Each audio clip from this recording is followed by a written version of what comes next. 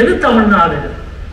அரசியல் சாசன சட்டப்படி நாடு விடுதலை அடைந்த பிறகு, மொழிவழி மாநிலம் பிரிக்கப்பட்ட பிறகு, பிரிக்கப்பட்ட தமிழ் மொழி பேசுகிற மக்கள் கொண்ட மாநிலத்துக்கு என்ன பெயர் சூட்ட வேண்டும் என்று விவாதித்து எடுக்கப்பட்ட இந்த நிலப்பரப்புக்கு பெயர் தமிழ்நாடு இல்லையா?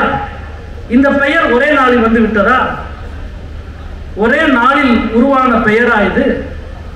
எவ்வளவு பெரிய விவாதம், எவ்வளவு நீண்ட நெடிய விவாதம், எவ்வளவு உரையாடல்.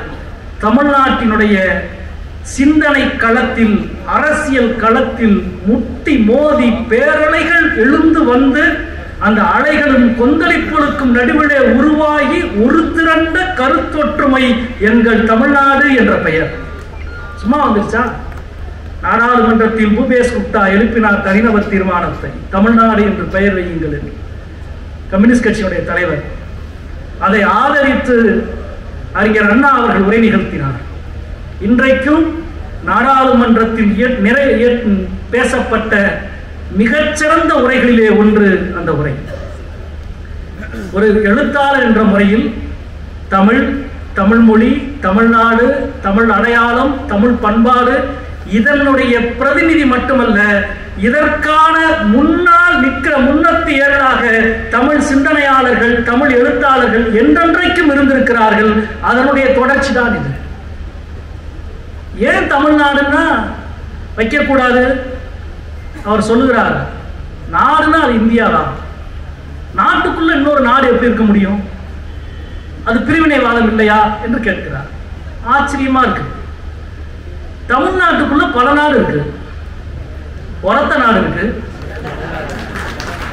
வருஷ நாடு இருக்கு, உங்களுக்கு ரொம்ப பிடிச்ச கொடநாடு இருக்கு. அவங்க எல்லாமே பிரிவினைவாதியா? சரி, இதை விடுங்க. தெலுங்கு தேசம்னு ஒரு கட்சி இருக்கு. நாடுனா தேசம் இல்லையா? தெலுங்கு தேசம் கட்சியை தடை பண்ணிடலாமா? சரி, அதை விடுங்க.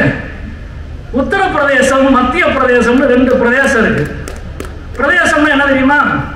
தேசம்னா நாடு, பிரதேசம்னா பெரிய நாடு. என்ன பண்ணலாம்? உத்தரப்பிரதேசத்தையும் மத்திய பிரதேசத்தையும். சரி, அதை விடுங்க. உத்தரகாண்ட்னு ஒரு மாநிலம் இருக்கு. காண்டுனா என்ன தெரியுமா? கண்டம்னு அர்த்தம். ஏன்னா இந்தியாவே நாங்க நாடுன்ற, நீ என்ன தனி கண்டமா சொல்லி இருக்கிற? இவ்வளவு பைத்தியக்காரங்க உலகத்தில் இருப்பாங்களா? என்ன பாருங்க, பெயரை வைத்து எவ்வளவு மோசமாக ஒன்றி. நான் முதலே சொன்னதை போல நாங்கள் தமிழகத்தின் எதிரிகள் அல்ல, ஆனால் நீங்கள் தமிழ்நாட்டின் எதிரிகள் என்பதை தமிழக மக்கள் பார்த்துக் கொண்டிருக்கிறார்கள். அதே போல அந்த அழைப்பதில் இன்னொரு முக்கியமான விஷயம், திருவள்ளுவர் ஆண்டு என்று தமிழக அரசு ஆணைப்படி தமிழகத்தின் அரசு குறிப்புகளில் திருவள்ளுவர் தமிழ்நாட்டினுடைய மொத்த அரசு நிகழ்வுகளில் எல்லாவற்றிலும் இடம்பெற வேண்டியது திருவள்ளுவர் ஆண்டு. ஆனால் அவர் அனுப்பியிருக்கிற அழைப்புகளில் திருவள்ளுவர் ஆண்டே கிடையாது. ஆனா ரொம்ப அதிகமா திருவள்ளுவரை பத்தி பேசுறவர் அவர் தான். மொழிபெயர்ப்ப தப்பா மொழிபெயர்த்துட்டாங்களாம். யாரு? ஜி.யு. போப்பு. உங்களுக்கு தமிழே தெரியாது, தமிழ் மொழிபெயர்ப்பது தப்புன்னு எப்படி கண்டுபிடிச்சீங்க நீங்க? யோசிச்சு பாருங்க. தமிழ் தெரியாது, ஆனா தமிழிலிருந்து ஆங்கிலத்தில் பெயர்க்கப்பட்ட மொழிபெயர்ப்பு தப்புன்னு ஒருவர் சொல்லுவார். திடீர்னு திருக்குறளை பற்றி அவ்வளவு இதா பேசுவார். அதான் திருவள்ளுவர் ஆண்டு என்பதை எடுத்தாச்சு. நான் முதலிலே குறிப்பிட்டதை போல தமிழ், தமிழ்நாடு, தமிழ் பண்பாடு எல்லாவற்றுக்கும் பின்னால் ஒரு நீண்ட நெடிய விவாதமும் அறிவு உரையாடலும் வரலாறும் இருக்கு. திருவள்ளுவர் ஆண்டு என்பது உடனே வந்ததா? ஒரு நாளில் வந்ததா? 1921 இதே பச்சையப்பன் கல்லூரியில் மறைமலை அடிகளார், திருவிக, நாவலர் சோமசுந்தர பாரதியார், எவ்வளவு பெரிய அறிஞர்கள் எல்லாம் ஒன்று கூடி தமிழ் ஆண்டு முறை ஒன்றை உருவாக்க வேண்டும், தொடராண்டு ஒன்றை உருவாக்க வேண்டும் என்று மிகப்பெரிய விவாதம். அன்று துவங்கி, நான் பெருமையோடு சொல்லிக் கொள்வேன், மதுரையிலிருந்து வருகிறேன், நாவலர் சோமசுந்தர பாரதியார். இந்த திருவள்ளுவர் ஆண்டை உருவாக்கியதில் தனிப்பெரும் பங்களிப்பை செலுத்தியவர் நாவலர் சோமசுந்தர பாரதியார். சுப்பிரமணிய பாரதியாருக்கும் சோமசுந்தர பாரதியாருக்கும் ஒருவர் தான் பாரதியார் என்ற பட்டம் கொடுத்தார். திருவள்ளுவர் ஆண்டு தை மாதம் முதல் நாள் பொங்கல், இரண்டாவது நாள் திருவள்ளுவரின் நாள், மூன்றாவது நாள் உழவனின் நாள் என்பதை அரசு முடிவாக்கி இதை அதிகாரப்பூர்வமாக அறிவித்தது யார் தெரியுமா? அன்றைய தமிழகத்தினுடைய முதல்வர் எம்ஜிஆர் அவர்கள்.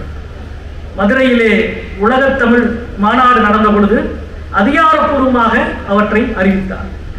நான் ஏன் இவ்வளவு பெரிய இந்த நெடிய கதையை சொல்கிறேன் என்றால், ஒரு புத்தக கண்காட்சி தமிழகத்தினுடைய எழுத்தாளர்கள், அறிவுத்துறையிலே பணியாற்றுகிறவர்கள், அறிவுத்துறையிலே தொடர்ந்து இயங்குகிறவர்கள், பதிப்பாளர்கள், வாசகர்கள் எல்லாரும் கூடியிருக்கிற இந்த நேரத்தில் தமிழ் மொழி சார்ந்தும் பண்பாடு சார்ந்தும் அடையாளம் சார்ந்தும் வரலாறு சார்ந்தும் இருக்கிற எல்லாவற்றின் மீதும் ஒரு கல் எறியப்படுகிற காலமாக இருக்கிறது.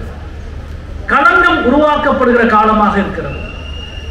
அந்த களங்கத்தை எந்த நோக்கத்திலிருந்து உருவாக்குகிறார்கள் என்பது மிக முக்கியமாக இருக்கிறது. ஒரு இங்கே வாசிப்பே வாழ்க்கை என்று தலைப்பு கொடுத்திருக்கிறார்கள். நான் என் வாசிப்பை எங்கே இருந்து துவங்குகிறேன், அல்லது தமிழனுடைய வாசிப்பு எங்கே இருந்து துவங்குகிறது, அல்லது எந்த ஒரு மனிதனின் வாசிப்பு எங்கே இருந்து துவங்குகிறது? எழுத்தில் இருந்து துவங்குகிறது இல்லையா? எழுதப்பட்ட ஒன்றைத்தான் வாசிக்க முடியும். சரி, இந்தியாவின் மிக பழமையான எழுத்துக்கு சொந்தக்காரர்கள் யார்? யார் முதலிலே எழுதினார்கள்? இந்தியாவின் எந்த பகுதிகளில் எழுத்து என்ற ஒரு வடிவம் கண்டுபிடிக்கப்பட்டது? ராகுல்ஜியுடைய வாழ்கா முதல் கங்கை வரை என்ற நூலை நீங்கள் பலர் படித்திருப்பீர்கள். அந்த நூலை இன்னொரு முறை வாசியுங்கள். அதில் ஒரு காட்சி வரும். ஆரிய படையெடுப்பு ஒன்று நடக்கும். அந்த படையெடுப்பில் தென்னிந்தியாவை பார்த்து அந்த படையெடுப்பு வருகிற பொழுது ரெண்டு குழுக்களும் சண்டை போடும், போர் நடக்கும். அந்த போரின் பொழுது அந்த ஆரிய படை அரசன் சொல்லுவான், ஆரிய படை அரசனிடம் அவனுடைய தளபதி ஒருவன் சொல்லுவான், நாம் பேசுவதன் மூலம் ஒருவருக்கு ஒருவர் பகிர்ந்து கொள்கிற சமிக்கையை அவர்கள் பேசாமல் ஏதோ ஒன்று கிறுக்கி தங்களுடைய கருத்துக்களை பகிர்ந்து கொள்கிறார்கள் என்று சொல்லுவார். பேசுவதன் மூலம் மட்டுமே கருத்தை பகிர்ந்து கொண்டிருந்த சமூகங்களுக்கு இடையில் பேச்சை வடித்து உருக்கி எழுத்தாக மாற்றி, எழுத்தென்ற அறிவை சமூகத்தின் பொது சிந்தனையாக மாற்றியவர்கள் தமிழ் சமூகத்தை சார்ந்தவர்கள் என்பதை நாங்கள் சொல்லவில்லை. தமிழே கற்றறியாத ராகுல்ஜி எழுதியிருக்கிறார். மிகப்பெரிய மொழி அறிஞர், 32 மொழிகள் தெரியும் ராகுல்ஜி அவர்களுக்கு. வாழ்கா முதல் கங்கை வரை இந்தியாவில் எழுதப்பட்ட ஆகச்சிறந்த வரலாற்று நாவல்களிலே ஒன்று. வடக்கே இருந்து வந்தவர்கள் எழுத்தே அறியாத காலத்தில் தெற்கே இருந்தவர்கள் எழுத்தை எப்படி அறிந்தார்கள், உருவாக்கினார்கள்? எது வாசிப்பு? தமிழ் இந்திய துணைக்கண்டத்தில் வாசிப்பின் துவக்க புள்ளியிலே ஒரு மொழி, துவக்க புள்ளியிலே இருந்து ஒரு மொழியின் வரலாற்றை இன்றளவும் நீங்கள் பேசுவதாக இருந்தால் அந்த ஆதி எழுத்து எதுவென்றால் கண்களை மூடிக்கொண்டு உறுதியோடு சொல்ல முடியும், அந்த ஆதி எழுத்து தமிழ் எழுத்து என்பதிலே எந்த தயக்கமும் இல்லை. மீண்டும் மீண்டும் இதுதான் கேள்விக்குள்ளாகும். நாடாளுமன்றத்தில் சம்பந்தமில்லாத ஒரு பல்கலைக்கழகத்தின் மசோதா வருகிறது. அதிலே எழுந்து அமைச்சர் சொல்கிறார், இந்திய மொழிகளுக்கெல்லாம் தாய்மொழி சமஸ்கிருதம் என்று சொல்கிறார். நாங்கள் எல்லாம் உட்கார்ந்து, எந்த ஒரு மொழிக்கும் நாம் எதிரி கிடையாது, எல்லா மொழியும் அவரவர்களுக்கு உயர்வானதுதான், எந்த ஒரு மொழியின் மீது நமக்கு வெறுப்பு கிடையாது. அவர் எல்லா இந்திய மொழிகள் எல்லாவற்றுக்கும் தாய்மொழி சமஸ்கிருதம் என்று சொல்லுகிற பொழுது நாங்கள் எழுந்து சில கேள்விகள் தான் கேட்டோம். சமஸ்கிருதத்தினுடைய முதல் கல்வெட்டு எங்கே கிடைத்திருக்கிறது? ராஜஸ்தானத்தில் அத்திப்பாராவில் கிடைத்திருக்கிறது. அந்த கல்வெட்டின் காலம் கிமு 3ஆம் நூற்றாண்டு. தமிழ் மொழியினுடைய முதல் கல்வெட்டு மதுரையில் மாங்குளத்திலும் தேனியில் புள்ளிமான் கோம்பையிலும் கிடைத்திருக்கிறது. அந்த கல்வெட்டின் காலம் கிமு 6ஆம் நூற்றாண்டு. சமஸ்கிருத கல்வெட்டின் காலம் கிபி 1ஆம் நூற்றாண்டு. இரண்டுக்கும் இடையில் ஏறக்குறைய 700 வருட வித்தியாசம் இருக்கிறது. சமஸ்கிருதம் எழுதப்பட்ட முதல் கல்வெட்டை விட 700 ஆண்டு பழமையானது தமிழ் கல்வெட்டு. விவாதம் சூடான உடனே எழுந்து அமைச்சர் சொன்னார், இந்த விஷயத்தை தமிழுக்கும் சமஸ்கிருதத்துக்குமான மோதலாக, சண்டையாக மாற்றிவிடாதீர்கள் என்று அமைச்சர் சொன்னார். நான் சொன்னேன், எங்களை விட 700 வயது சிறியவர்களோடு நாங்கள் ஏன் சண்டை போட போகிறோம்? அவ்வளவு பக்குவப்படாமலா நாங்கள் இருக்கிறோம்?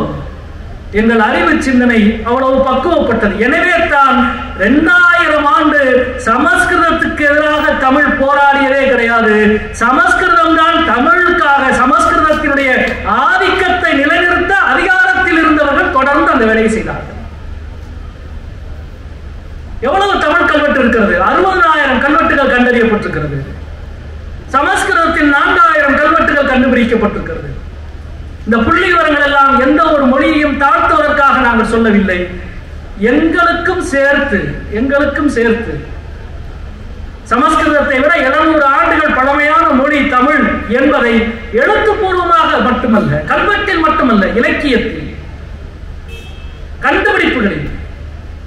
உங்களுக்கு தெரியும், சில ஆண்டுகளுக்கு முன்பு மதுரையிலே தேனூரிலே கிடைத்த ஒரு தங்க கட்டி, 7 தங்க கட்டி கிடைத்தது. ஒரு பெரிய புயல் மலையிலே விழுந்து உள்ளே இந்த மண் சட்டியிலிருந்து 7 தங்க கட்டி கிடைத்தது. அந்த 7 தங்க கட்டிலும் தமிழ் எழுத்தில் எழுதப்பட்டிருந்தது.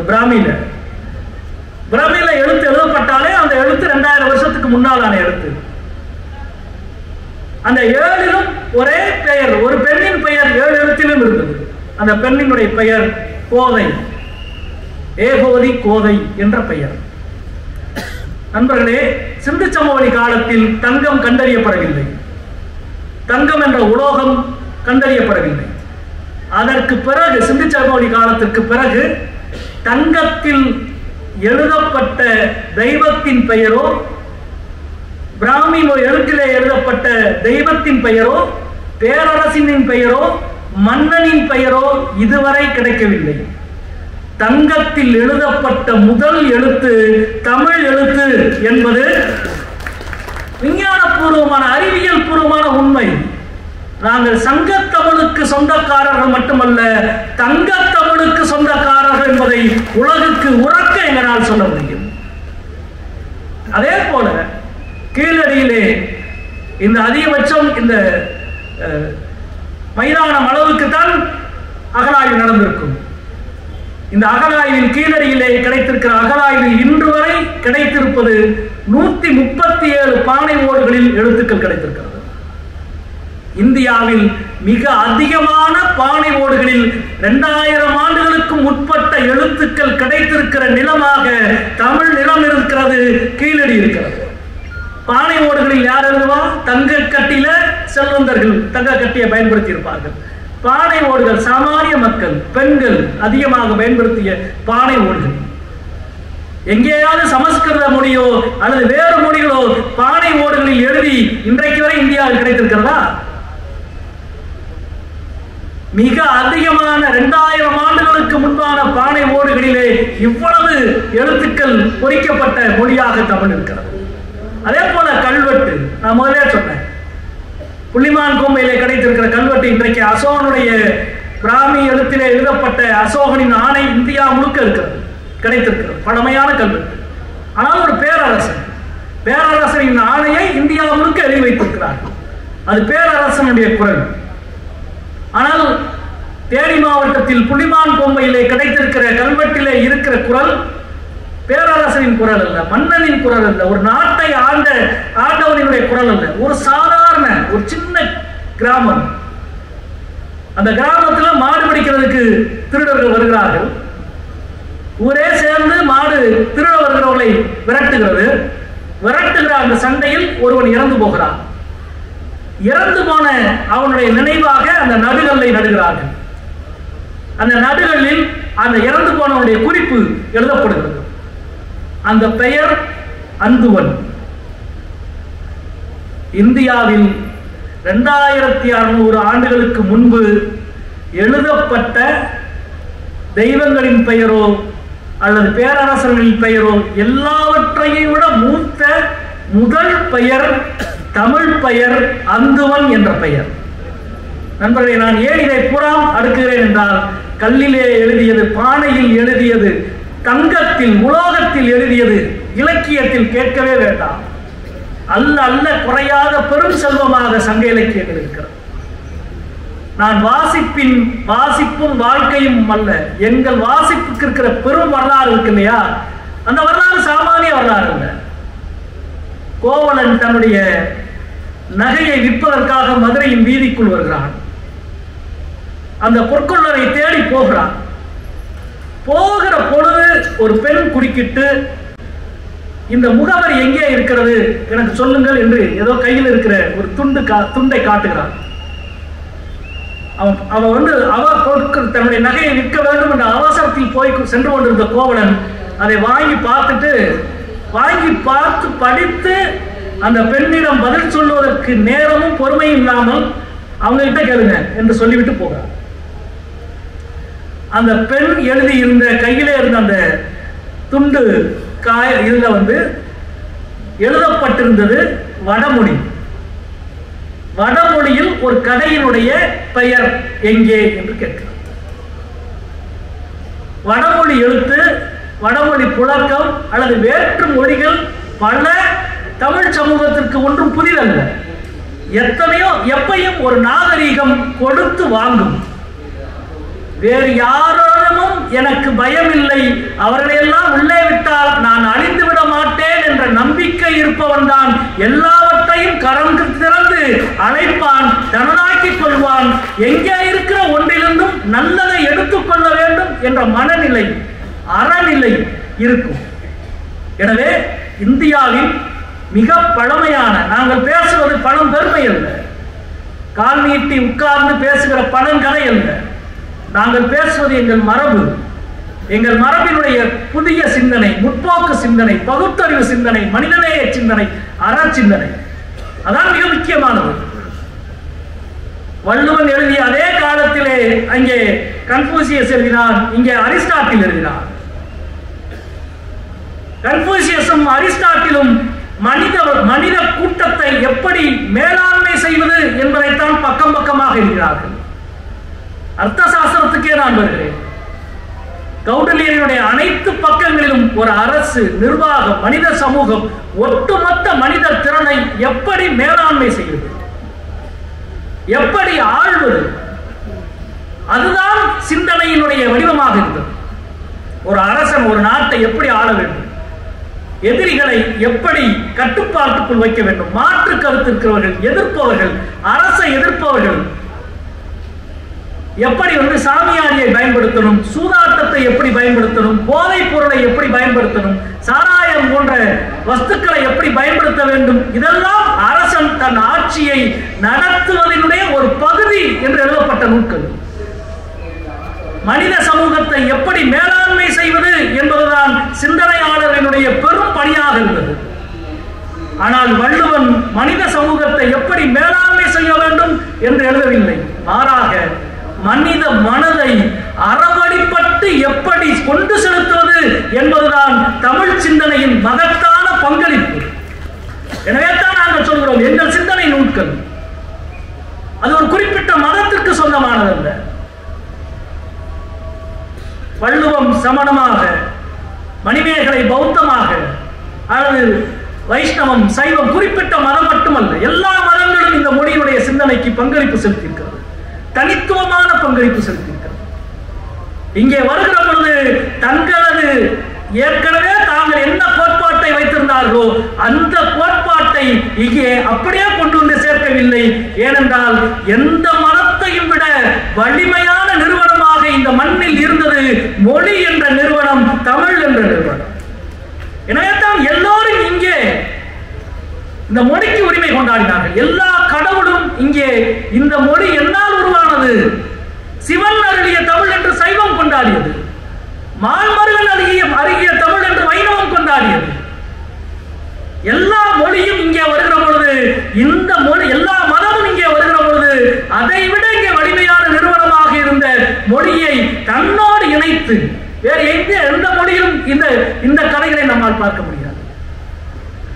அவ்வளவு வலிமையான நிறுவனம். எனவே தான் வட இந்தியாவில் சமஸ்கிருதமே தூய்மையான தேவனின் மொழி என்று சொல்லப்பட்டாலும் அதே வைஷ்ணவம் தமிழ்நாட்டுக்கு வருகிற பொழுது பெருமாளை தூக்கி கொண்டு போகிற பொழுது பெருமாளுக்கு முன்னால் தமிழ் பாசனங்கள் பாட வேண்டும், பெருமாளுக்கு பின்னால் சமஸ்கிருத ஸ்லோகம் சொல்ல வேண்டும் என்று இந்தியாவிலேயே சமஸ்கிருதத்தை தெய்வத்திற்கு பின்னாலும் இந்திய மொழி ஒன்றை தெய்வத்திற்கு முன்னாலும் பாட வைத்த பெருமை தமிழ் சமூகத்திற்கு உண்டு, தமிழ் மொழிக்கு உண்டு, தமிழ் சிந்தனை மரபுக்கு உண்டு.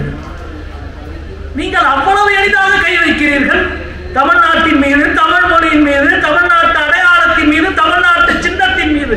2000 வருடம் இதை போல கை வைத்த 1000 அதிகார பிரதிநிதிகளை பார்த்தவர்கள் நாங்கள். எங்களுக்கு தெரியும் எம் மொழியை, அடையாளத்தை, எம் வரலாற்றை எப்படி கொண்டு செலுத்துவது. எங்களுக்கு எந்த மாற்று கருத்தும் கிடையாது. உவேசாவையும் தந்தை பெரியாரையும் விட 2 முரண்பட்ட உருவங்கள் உண்டா? 2 முரண்பட்ட ஆளுமைகள் உண்டா? 2 முரண்பட்ட மகா பெரியவர்கள் உண்டா? உவேசா தன் வாழ்க்கை முழுக்க சனாதானத்தை பின்பற்றியவர். தன் வாழ்க்கை முழுக்க அவருடைய எண் சரித்திரம் நூல், அந்த எண் சரித்திரம் நூல் தமிழிலே எழுதப்பட்ட மிகச் சிறப்பான சுயசரிதைகளிலே ஒன்று, மிக முக்கியமானது எண் சரித்திரம். அது ஒரு தனிப்பட்ட மனிதரின் சரித்திரம் மட்டுமல்ல, ஒரு 70 ஆண்டு காலம் தமிழ்நாட்டினுடைய சமூக பொருளாதார அரசியல் சரித்திரம். அந்த எண் சரித்திரத்தினுடைய முதல் அத்தியாயத்தை எப்படி துவக்குவார் தெரியுமா? தன்னுடைய ஜாதகத்தை பதிப்பித்து துவக்குவார். அந்த அளவுக்கு ஜாதகத்தின் மீது, சனாதன கருத்துக்களின் மீது, சாஸ்திரங்களின் மீது நம்பிக்கை கொண்டவர். ஏறக்குறைய 800 சொச்சம் பக்கம் கொண்ட அந்த சுயசரிதையில் தன்னுடைய மனைவியின் பெயரை எந்த இடத்திலும் உவேசா எழுதவில்லை, என் மனைவி என்று மட்டும்தான் எழுதுவார். அந்த அளவுக்கு அவர் நம்புகிற சனாதானத்தின் மீது, சாஸ்திரங்களின் மீது, அவர் நம்புகிற கருத்தின் மீது நம்பிக்கை கொண்டவர். அந்த உவேசா ஏடு தேடி போகிறார். தமிழ் இலக்கியங்களை, பழந்தமிழ் இலக்கியங்களை பதிப்பிப்பதற்காக தன் வாழ்க்கை முழுவதும் பயணப்பட்ட ஒரு மாமனிதர் ஏடு தேடி போகிறார். சங்க இலக்கியத்தில் 4 மிக முக்கியமான இலக்கியங்கள் ஒரு வீட்டிலே இருக்கிறது என்று கேள்விப்பட்டு திருநெல்வேலிக்கு போய் திருநெல்வேலியிலே இருந்து அந்த சின்ன உள்கடை கிராமத்திற்கு போகிறார். போனா அவங்க சொல்றாங்க, நேற்றைக்குத்தான் தீயில போட்டு இந்த ஏடுகளை நாங்கள் எரித்தோம் என்று அவர் சொல்கிறார். உவேசா சொல்கிறார், இந்த இலக்கியங்களை எல்லாம் தீயிட்டு கொளுத்த வேண்டும் என்று உங்கள் சாஸ்திரங்கள் சொன்னால் முதலிலே தீயிட்டு கொளுத்த வேண்டியது சாஸ்திரங்களைத்தான் என்று உவேசா சொல்கிறார். என்ற உவேசா சாஸ்திர சம்பிரதாயங்களை வாழ்க்கை முழுக்க ஒரு பிசுறு கூட இல்லாமல் கடைபிடித்த உவேசா இலக்கியங்களை, ஏடுகளை, சாஸ்திரங்கள் தீயிட்டு கொளுத்த வேண்டும் என்று சொல்லி நீங்கள் பின்பற்றுகிறீர்களே, உண்மையில் கொளுத்த வேண்டியது சாஸ்திரங்களைத்தான் என்று உவேசா சொல்கிறார். இன்னொரு பக்கம் தந்தை பெரியார் வாழ்க்கை முழுக்க நாத்திகம் பேசியவர். ஆத்திக கருத்துக்களை, ஆத்திக இலக்கியங்களை, ஆத்திக கருத்தாக்கங்களை மட்டைக்கு ஒன்றல்ல 100 அல்ல 1000 கீற்றாக பிளந்து போடுவதே தன்னுடைய பெரும் பணியாக செய்தவர் தந்தை பெரியார். 1937 கட்டாய ஹிந்தி வந்த பொழுது, ஹிந்தி கட்டாய பாடமாக படிக்க வேண்டும் என்ற அரசாணை வந்த பொழுது, அதுவரை நாத்திகம் பேசிக் கொண்டிருந்த பெரியார் என்ன பேசினார் தெரியுமா? சைவர்களை பார்த்து சொன்னார். அதுவரை சைவர்களை பார்த்து சிவபுராணத்தின் கதைகளை சொல்லி, சைவ புராணங்களின் கதைகளை சொல்லி, இதெல்லாம் எவ்வளவு மனித கண்ணோட்டத்திற்கு, முற்போக்குக்கு எதிராக இருக்கிறது என்று பேசிக் கொண்டிருந்த தந்தை பெரியார் கட்டாய ஹிந்தி வந்தவுடன் சைவர்களை பார்த்து சொன்னார், உங்கள் சிவனார் அருளிய தமிழுக்கு வந்துவிட்டது ஆபத்து, என்னோடு சேர்ந்து போராடவா என்றார். உங்கள் சிவனார் அருளிய தமிழுக்கு வந்துவிட்டது ஆபத்து என்றார். தன்னுடைய இயக்க தோழர்களை பார்த்து சொன்னார், பட்டையும் கொட்டையும் போட்டிருக்க ஒருத்தர விடாத எல்லாத்தையும் சேர்த்து போராடு என்று சொன்னார். நண்பர்களே, சாஸ்திர சம்பிரதாயங்களில் ஊறிப்போன உவேசா தமிழுக்கு ஆபத்து என்று வந்தவுடன் உங்களது சாஸ்திரத்தை தூக்கி தீயிலே போடு என்று உவேசா சொன்னதும் காலம்பூரா நாத்திகம் பேசிக் கொண்டிருந்த தந்தை பெரியார் தனது மொழிக்கு ஆபத்து என்று வந்தவுடன் சைவர்களையும் வைணவர்களையும் இணைத்துக் கொண்டு போராடு என்று சொல்லுவதும் எந்த கருத்தாக இருந்தாலும் எங்கள் மொழிக்கு ஆபத்து என்று வருகிற பொழுது நாங்கள் எல்லோரும் ஒன்று திரண்டு எதிர்ப்போம். எங்கள் மொழி, எங்கள் வரலாறு, எங்கள் வாழ்க்கை, எங்கள் பண்பாடு என்பது மிகப்பெரிய தமிழ் அறிவு சொத்து. அது ஒன்றும் இன்றைக்கு நேற்றைக்கு அல்ல. சங்க இலக்கியம் என்பது வெறுமன சாதாரணமல்ல, 10,000 ஆண்டு நினைவின் தொகுப்பு. உலகத்தில் இவ்வளவு நீண்ட மனித நினைவுகளின் தொகுப்பை கொண்ட இலக்கியங்கள் எத்தனை இருக்கிறது? நான் சொல்லவில்லை, மானுடவியல் ஆய்வாளர் சொல்கிறார்கள். 2 குழு ஒருத்தனோட மோதுது. அப்படி மோதி தோத்து போன ஒருவனுடைய உடலை பீத்து கைவேறு கால்வேறு தலைவேறாக ஒரு பெரிய சட்டியிலே போட்டு கொதிக்க வைத்து அந்த நீரை எடுத்து குடித்து என்னுடைய ஆற்றலை, என்னுடைய வேகத்தை நான் தணிக்க வேண்டும் என்று ஒரு பாடம் சொல்கிறது. அரை பழங்குடியாக மனித சமூகம் இருந்தபோது எழுதப்பட்ட பாடல். அன்றிலிருந்து துவங்கி நூற்றுக்கணக்கான குழுக்கள் ஒன்றோடு ஒன்று மோதி அழிந்து வேந்தர்களும் வேளியர்களும் என்று உருவாகி அப்புறம் வேளியர்கள் அழிந்து மூவேந்தர்கள் தான் தமிழகம் என்று மாறிய ஒரு காலத்தில் வந்து சங்க இலக்கியம் முடிகிறது. மதுரை கோட்டையில் யவன வீரர்கள் காவல் காக்கிற ஒரு காட்சியில் வந்து முடிகிறது சங்க இலக்கியம். ஒருத்தர சண்டை போட்டு அந்த ரத்தத்தை குடிப்பேண்டா என்ற இடத்திலே அரைப்படைமுடி வாழ்க்கையில் துவங்கி பேரரசுகள் உருவாகி இங்கே இருந்து மத்திய ஆசியாவுக்கு கடல்வழியிலே பாதை உருவாக்கப்பட்டு வணிகம் உருவாக்கப்பட்டு அந்த வணிகத்தில் ரோம் நகரத்தினுடைய செனட் கூட்டத்தில் இனிமேல் பாண்டிய நாட்டு முத்துக்களை வாங்கக்கூடாது, நம்முடைய கஜானாவெல்லாம் காலியாகிறது என்று ரோம் நகரத்து செனட்டிலே இருந்தவர்கள் கதறுவதை போல வணிகம் நடத்தி அவனை கொண்டு வந்து பாண்டிய நாட்டு கோட்டையிலே யவன வீரர்களை காவல் வைக்கிற ஒரு மிக பெரும் வளர்ச்சியின் உச்சத்திலே முடிகிறது சங்க இலக்கியம். இந்த கால பரப்பு 10,000 ஆண்டு. 10,000 ஆண்டு நினைவின் தொகுப்பை எழுதி எழுதி வைத்து வார்த்து வார்த்து கொடுத்திருக்கிறார்கள் என் முன்னோர்கள். அது கற்பனை அல்ல, மகத்தான கவிதையாக, வரலாறாக. உங்களுக்கு தெரியுமா, சங்க இலக்கியத்தில் அதிகமான வரலாற்று குறிப்புகள் எழுதப்பட்டது எதில் தெரியுமா? புற இலக்கியங்களில் அல்ல, புறநானூற்றில் அல்ல. அதிகமான வரலாற்று குறிப்புகள் இருப்பது அக இலக்கியங்களில். அக இலக்கியங்களில் எழுதப்பட்டிருக்கிறது அவ்வளவு வரலாற்று குறிப்புகள். இந்த சமூகத்தை, நிலத்தை, காலத்தை பிரித்து பகுத்து ஒரு மாபெரும் அறிவு சிந்தனையாக வளர்க்கப்பட்ட ஒன்று. எனவே வாசிப்பினுடைய துவக்கம் என்பது என் மொழியில் எழுதுவதின் துவக்கம், வாசிப்பதின் துவக்கம் கண்காணாத இடங்களிலே இருந்து துவங்குகிறது. அந்த எழுத்து நான் முதலே குறிப்பிட்டதை போல, ராகுல்ஜி குறிப்பிட்டதை போல, இந்திய நிலப்பரப்பில் எல்லோரும் பேசிக்கொள்வதன் மூலம் கருத்தை கடத்தி கொண்டிருக்கிற பொழுது பேச்சை உருக்கி ஒரு ஓவியத்தை போல எழுத்தை வடிவமைத்த அந்த நிலத்திலே இருந்து பேசுகிறோம். எங்கள் மொழியின் மீது, எங்கள் பண்பாட்டின் மீது, எங்கள் அடையாளங்களின் மீது கை வைக்கிறவர்கள், அழிக்க நினைப்பவர்கள், எதிர் சிந்தனையாளர்கள் யாராக இருந்தாலும் தமிழ் எழுத்தாளர்கள், தமிழ் வாசகர்கள் ஒருபோதும் பொறுத்துக் கொள்ள மாட்டோம். எங்களுக்கு இது புதிதல்ல. நாங்கள் 1000 ஆண்டுகளாய் கடந்து வந்த பெரும் பாதையிலே எங்கள் முன்னோர்கள் எங்கள் அறிவை, சிந்தனையை ஒழுங்குபடுத்தி இருக்கிறார்கள். நாங்கள் வெல்வோம் என்று சொல்லவில்லை. நாங்கள் வெல்லாமல் யார் வெல்வார்? நன்றி, வணக்கம்.